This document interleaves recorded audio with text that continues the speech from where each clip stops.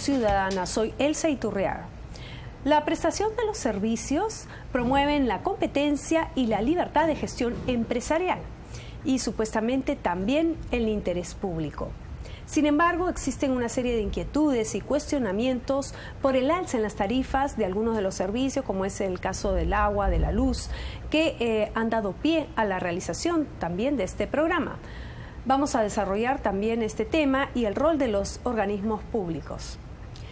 Vamos entonces a presentar a nuestros invitados enseguida. Nos acompaña el día de hoy Arturo Vázquez Cordano, gerente de la Oficina de Estudios Económicos de Ocinermin, aquí a mi derecha, y también Cristian Guzmán, abogado especialista en Derecho Administrativo. Les damos la más cordial bienvenida. Muchas gracias. Muchas gracias. Antes de iniciar esta conversación, vamos a ver un breve sondeo ciudadano para ver cuál es la percepción de la gente sobre este tema. Adelante. ¿Usted cree que el precio de los servicios públicos es adecuado? Son excesivos. No es adecuado. Han subido demasiado. No, sería que baje un poquito menos. Bueno, sí, por el momento para mí sí es adecuado. Yo creo que no. Es muy caro, señorita, muy caro. Demasiado caro. Deberían rebajar así como está el gas. Deberían...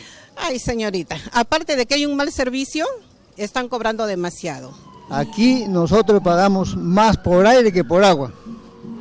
Así que es injusto lo que nos cobran. No, es inadecuado. Hay muchos errores, está demostrado y debe de haber correcciones. Han subido todo está muy alto. Ya no da ya nuestro, por supuesto, lo que ganamos. El agua y la luz está caro. Está cara, deberán tener una tarifa social. Para mí es elevado porque acaba de subir y subió un montón, pues, más los gastos de la casa y todo, sí, es muy alto. Y con respecto a los entes reguladores, ¿crees que cumple su función? Me parece que no, porque nosotros no tenemos una economía como para poder pagar servicios tan caros. Definitivamente no. Definitivamente, tanto así de que la gente no hace los reclamos respectivos. ¿Por qué? Porque sabe de que va a ir muchas veces, va a perder tiempo y no va a conseguir al final nada. Eso me sucede particularmente a mí. Ayer estaba en Caraballo. Todo el mundo se queja que hay agua por horas. Sin embargo, el costo al final del recibo viene idéntico. Bueno, la entidad encargada en estos casos no sabemos ni qué está haciendo.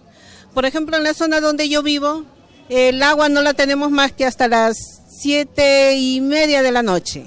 No, mayormente están descuidando esa función de supervisión, fiscalización deben de retomarse porque no se nota, pero no se deja sentir. Generalmente en nuestro país los agentes reguladores no cumplen al 100%, ¿no? Siempre hay un porcentaje que dificulta ese control, ¿no?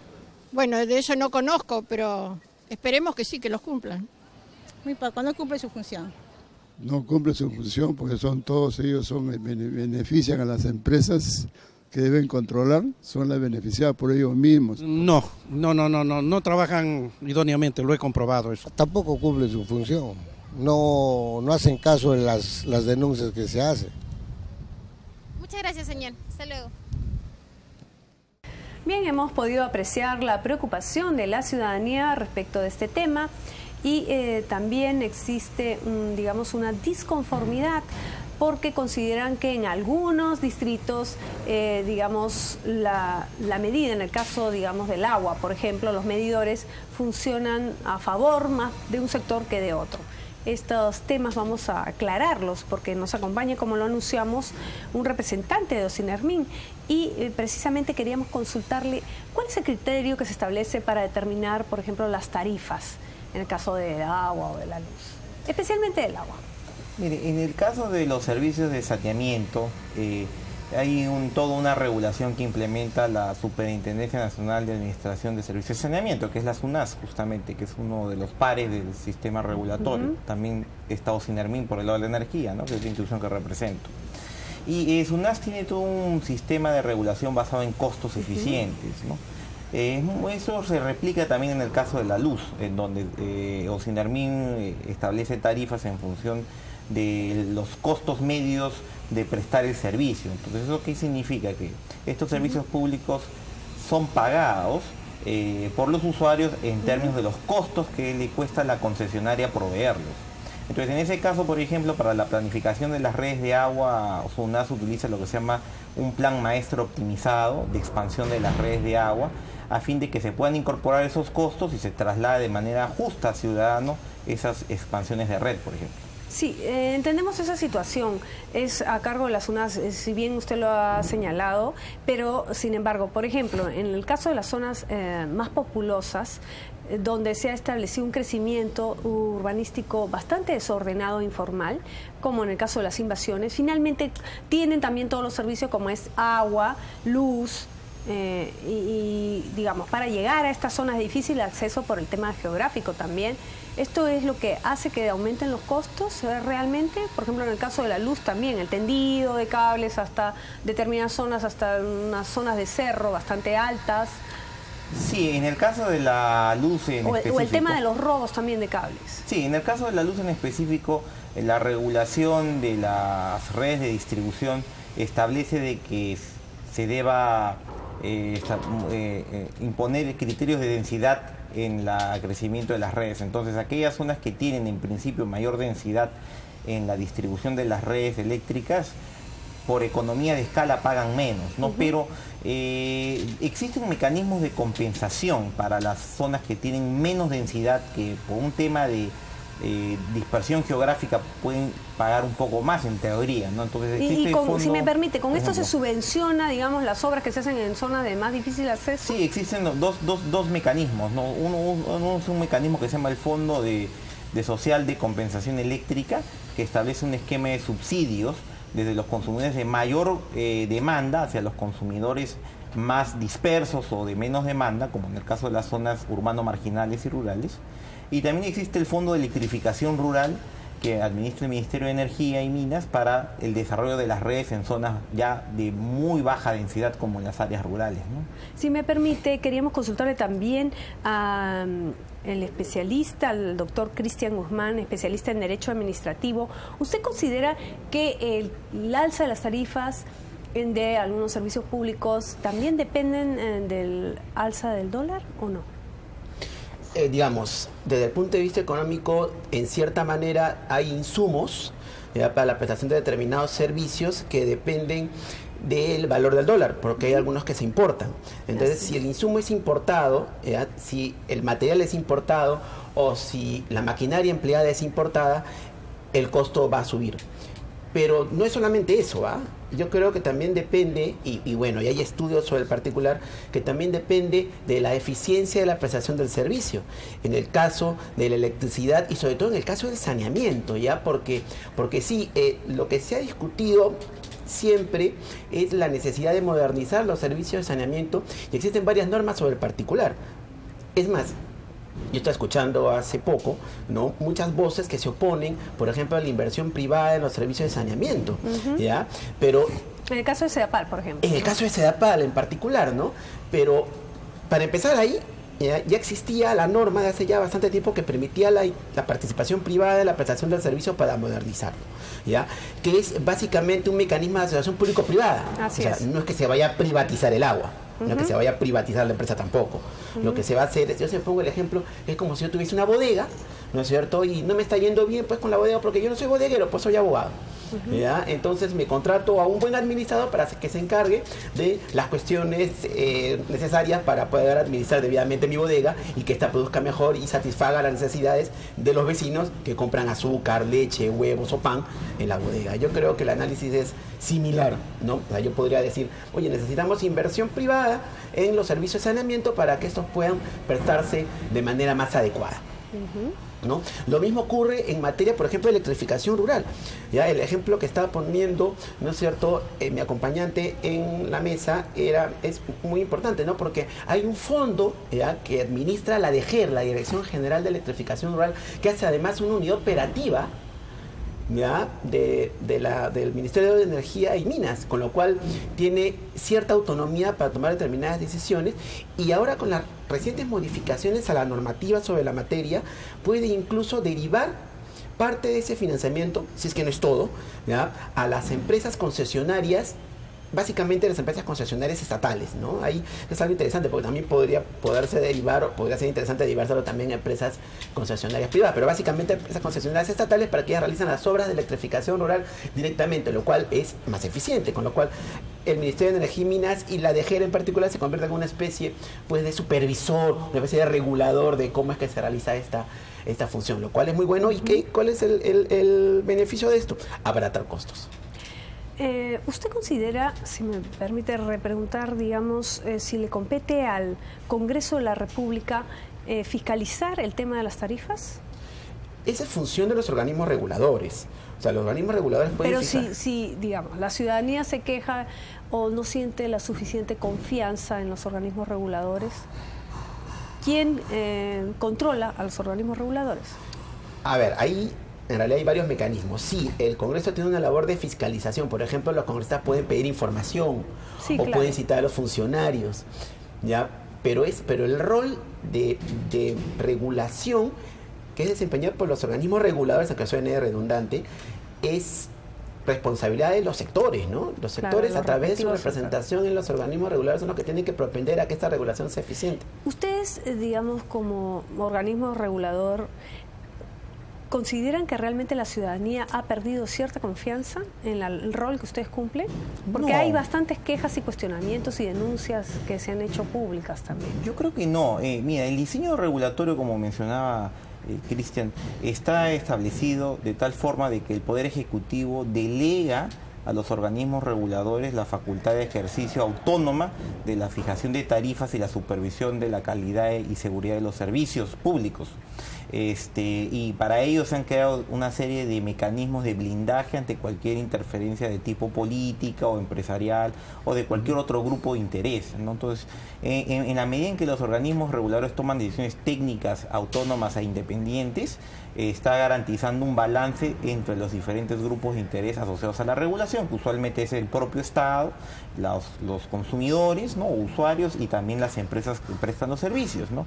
Entonces, a lo largo de la existencia de este modelo de regulación que ya tiene más de 20 años en el país, lo que se ha podido garantizar es atracción de inversiones, porque se han establecido reglas claras y transparentes para que vengan inversiones, por ejemplo, a desarrollar proyectos de hidráulicos o líneas de transmisión eléctrica, ¿no? O carreteras, ¿no? También se garantiza la calidad en la prestación de los servicios y además todo un mecanismo de rendición de cuentas, ¿no? Porque los reguladores rinden cuenta no solamente al Congreso, ¿no? En donde usualmente la representación nacional a través de la Comisión de Organismos Reguladores y Defensa del Consumidor invitan a los presidentes todos los años a hacer una presentación dentro de este grupo de trabajo, pero también ante la Contraloría de la República y otras instancias que lo pidan, ¿no? Además, bien. ¿No? Vamos a hacer una breve pausa, pero vamos a regresar con mucho más aquí en Voz Ciudadana y también con los comentarios de nuestros televidentes a través de las redes sociales. No se muevan.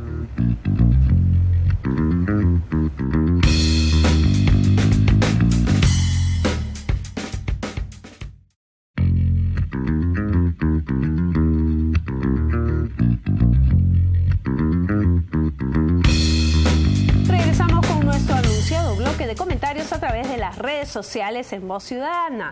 Y la pregunta de hoy es, ¿creen que el costo de los servicios públicos es adecuado y que los organismos reguladores cumplen su función?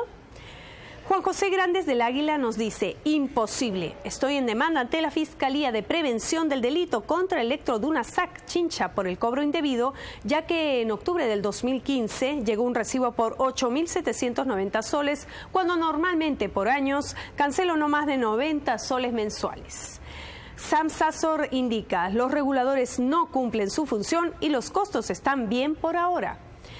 Yetzabet Cáceres dice, los precios no son elevados, considero que son los adecuados. Sin embargo, los entes reguladores no cumplen su función fiscalizadora. Giovanni Basallo Elescano indica, electricidad y Sedapal están dentro de lo adecuado. La telefonía es un poco elevada, el gas es barato y los reguladores deberían de tener más poder. Joseph Israel Stein Bertrand dice, ¿de casualidad a alguien le interesa el sector transporte? A ver si opinan por Ocitran, además que de hecho Ociptel sigue permitiendo el abuso comercial de varias empresas operadoras. Leonor Cuba Marchena indica, los precios son los adecuados, pero la calidad de los servicios es pésima. Y en muchos distritos de la capital no cuentan con servicios de agua y de luz. Creo que es ahí en donde se debe fiscalizar. Bien, estos han sido los comentarios resumidos que nos han llegado a través de nuestras redes sociales. Sigan escribiéndonos a través de las redes del Congreso de la República en Voz Ciudadana. Regresamos luego de una breve pausa.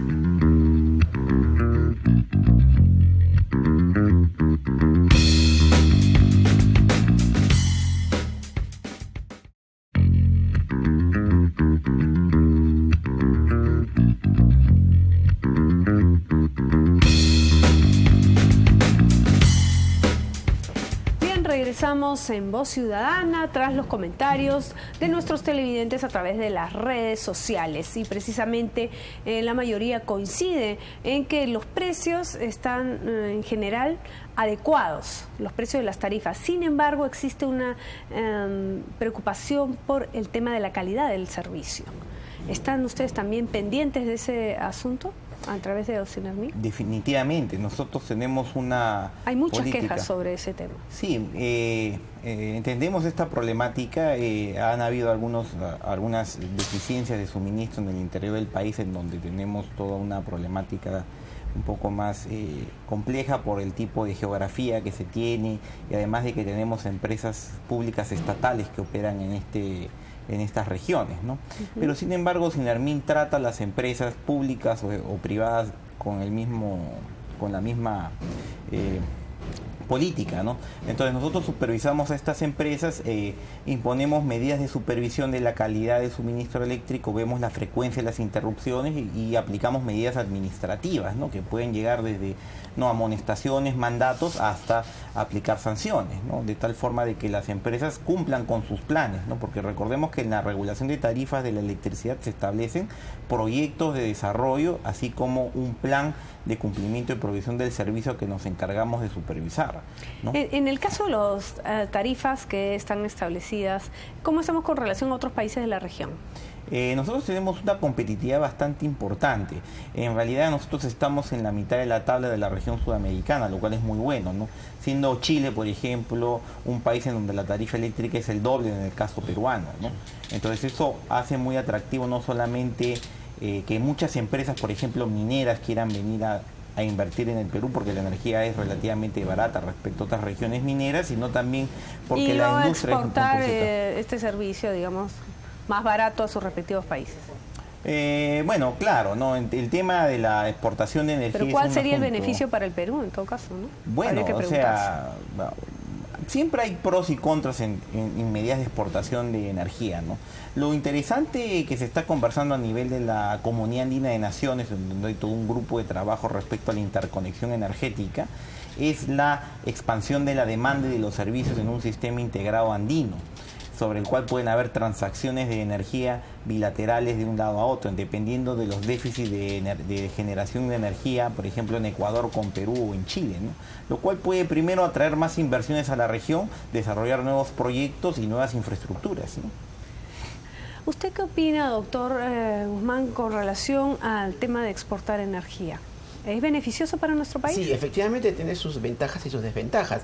La cuestión es si hemos agotado el mercado interno para efectos del uso de la energía eléctrica, es posible que otros países, digamos, si es que los costos operativos lo permiten y si es que efectivamente la interconexión es posible, poder realizar la exportación de energía eléctrica. Porque claro, efectivamente llega un momento en que la oferta de energía eléctrica está excediendo la demanda. Y entonces en ese sentido tiene que haber algún aprovechamiento de esa oferta excedente.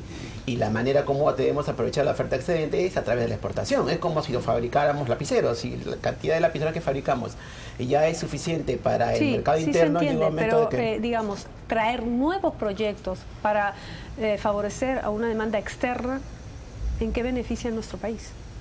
Ese es el detalle, ¿no? Porque si además es inversión extranjera, si además vamos a obtener inversión extranjera y vamos a tener valor agregado, es aún mejor. Dependiendo, porque si es perjudicando, digamos, como este proyecto que quedó trunco para favorecer, digamos, exportar luz a Brasil. Ya, es que lo que pasa es que ahí hubo problemas de otra naturaleza, o sea hay problemas de tipo ambiental, de tipo social, que hay que corregir, pero coopera como para cualquier proyecto, para un proyecto minero, para un proyecto hidrocarburífero, también para un proyecto energético, es necesario tener licencia social, Y en el caso del gas, por ejemplo, vamos al tema del gas, mucho se ha hablado de que en Perú iba a ser muy barato, sin embargo se está exportando, se decía que los precios de exportación favorecían más a la gente de afuera que a los peruanos, y también la instalación, digamos, del gas natural en la puerta de tu casa es un costo bastante elevado, pero da la garantía necesaria para que no haya ningún tipo de accidente. No, definitivamente. Mira, justamente Ocinermin tiene como uno de sus objetivos estratégicos la supervisión integral de las infraestructuras de gas para garantizar seguridad de suministro y calidad del servicio. ¿Cuál es la ventaja de tener una cadena como la del gas? Que es una cadena larga. Es decir, ¿eso qué quiere decir? Que el gas del Cusco llega a la puerta del ama de casa, directamente, sin ningún intermediario. Cuando tú tienes una serie de intermediarios en el sistema, como en las cadenas del GLP o los hidrocarburos líquidos, siempre pueden haber más riesgos de seguridad o calidad, ¿no? Por el tema de la adulteración o por Pero ¿y el tema del monopolio no sube también los costos? No, es que lo que sucede es que los monopolios en el transporte y distribución del gas están regulados, hay tarifas reguladas por Ocinermin justamente, que se encarga de ese trabajo, ¿no? Y el precio del gas es un precio que, recordemos, salió de una licitación internacional allá por el año 2000, en donde los precios fueron bien bajos en realidad. Entonces, la molécula del gas natural es bien barata en comparación a otras regiones, ¿no? Entonces, eso nos ha dado una competitividad tan importante de que ha podido viabilizar otros proyectos de inversión como en minería o en industria, ¿no? Porque ahora gran parte de la base industrial del Perú se ha convertido al gas, obteniendo ahorros de hasta el 50% respecto a otros combustibles fósiles, ¿no? Bien, pero digamos, volviendo al tema del gas, si yo quiero instalar el gas en mi casa, tengo una tarifa bastante alta, y esto es porque solamente hay una empresa la que se encarga de esto. Y digamos, ¿de qué manera se puede hacer que esté al acceso de mayor cantidad de la población? Perdón, Sí. Lo que pasa es que ahí quería aunar a lo que están conversando. Lo que pasa es que el transporte de gas es un monopolio natural. Entonces, el costo de que exista otro operador del servicio es muy elevado, con lo cual solamente tiene que haber uno. Y como bien dices tú, tenemos la tarifa regulada a través de Ocinermin, con lo cual el sistema estaría funcionando adecuadamente así. ¿Ya? No podemos tener otro operador, porque sería eso demasiado caro. No es conveniente duplicar la infraestructura. Más peligroso las propuestas que se han escuchado por ahí de algunos políticos de permitir el servicio de instalación en gas de manera, no a través de la empresa, sino de otra persona particular. Eso sería un riesgo de repente grave para... Ese es un tema vinculado a la instalación domiciliaria, la conexión doméstica. Mira, respecto a ese tema, efectivamente hay unos costos de instalación relevantes, pero existe lo que se llama el mecanismo de promoción, que se ha creado dentro del esquema tarifario.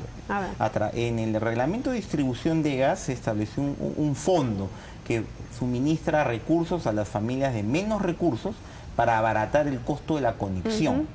Entonces, la empresa concesionaria, a través de instaladores certificados por Ocinermin, puede utilizar estos fondos para subsidiar la conexión en estas poblaciones de menores recursos, que se ha venido efectuando a lo largo de los últimos años, por ejemplo, en la zona de San Juan del Lurigancho o en la zona de Los Olivos, en donde ha habido una masificación del gas, ¿no? Por eso ahora tenemos alrededor si me permite, hay un control, digamos, rígido en ese sentido, porque estamos hablando de algo volátil que es bastante peligroso y que en otros países que tenían tuberías más antiguas ha habido explosiones, ¿no? Como en el caso de México y no sé qué otro país. Acá recientemente en el Perú se está, digamos, masificando el tema del gas natural, como usted bien lo ha señalado, pero nuestro país comete siempre la debilidad de tener un gran sector informal.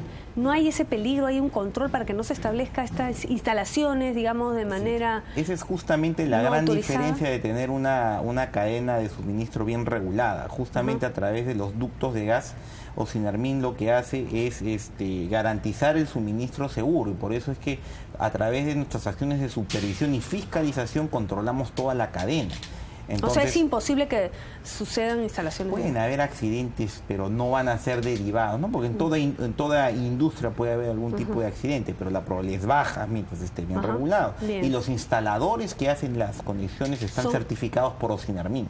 Plenamente es garantizado. Garantizado, ¿no? A diferencia de lo que puede pasar con el GLP, ¿no? Porque los grandes accidentes que han habido, al menos en Lima, se han debido a explosiones de los balones de GLP, ¿no?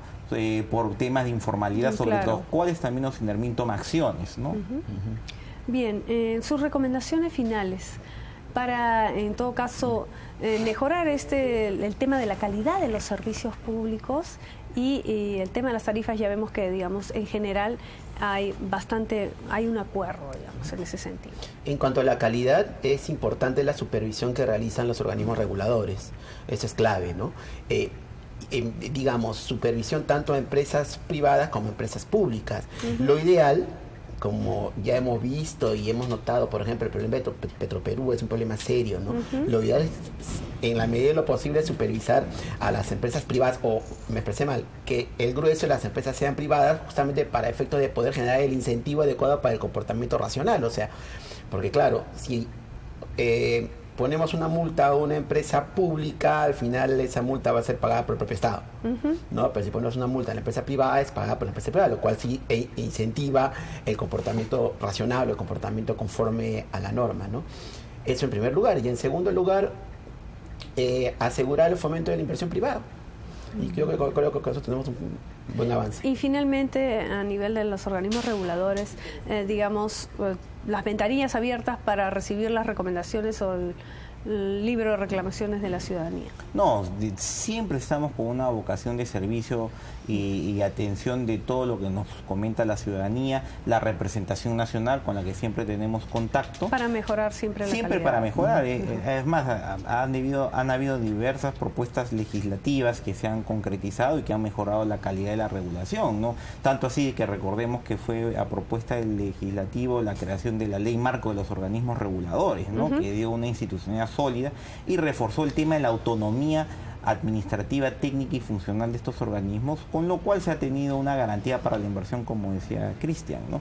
Yo también reforzaría ese aspecto, ¿no? De que se consideren pues mecanismos de actuación más técnica y autónomos para evitar de que haya alguna influencia de grupos de interés que quieran apuntar los intereses, ¿no? Sus intereses hacia la regulación, ¿no? La regulación debe ser independiente, con un mandato claro, técnico, con una selección de profesionales altamente calificados mediante concursos públicos y especializada para garantizar decisiones técnicas y seguras. Muchísimas gracias a ambos por acompañarnos aquí en Voz Ciudadana. Estaremos pendientes, por supuesto, de hacer el seguimiento correspondiente a este tema. Llegamos al final de esta edición. Los esperamos en nuestro siguiente programa. Hasta entonces.